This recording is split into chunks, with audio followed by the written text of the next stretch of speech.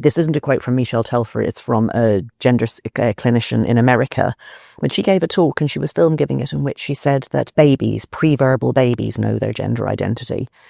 And she said that the little baby boy could unpop the fasteners on his onesie to make a skirt to illustrate to people that he was really a girl.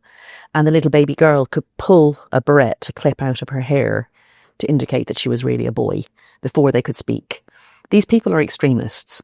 So anyway, that's the start of it. You've got this tiny child who tells you, the adult, adults are very stupid and children are very wise in this way of thinking about humanity. The child reveals their true self to the idiot parents. The parents, gasp with delight at the revelation of their child's gender identity, and then they socially transition them.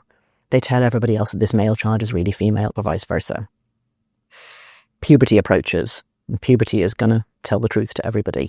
So you're going to have to block puberty. You give this powerful drug that just knocks out the gonads, the testes and the ovaries, which would normally send signals to the brain that go back in this feedback loop that push you through puberty. Puberty changes everything about your body and brain. It's what turns you from being a child into an adult. Everything about your processing of the world, your independence, your appetite for risk. Boys grow hair, you get bigger, more muscly.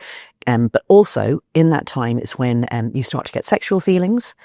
And it's when your gonads, your testes, your ovaries start to become mature.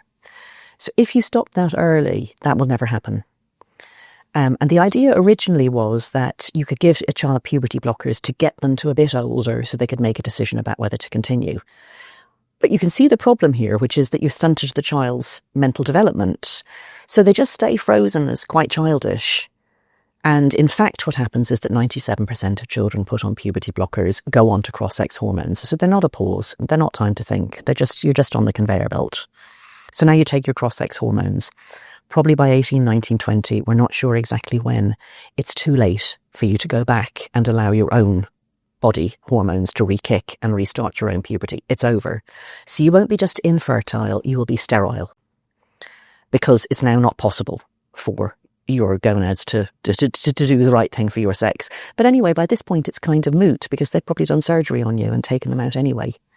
Girls aren't healthy when they're on testosterone. It's very bad for female reproductive organs. They atrophy, they cramp, they become extremely painful. Most girls and women who've been on testosterone for just a few years end up having to have a hysterectomy for the pain.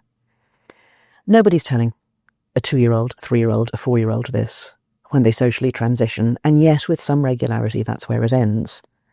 So that child has given up, healthy mental and physical development, a full knowledge of their own sexuality, full sexual function, and the chance to have biological children.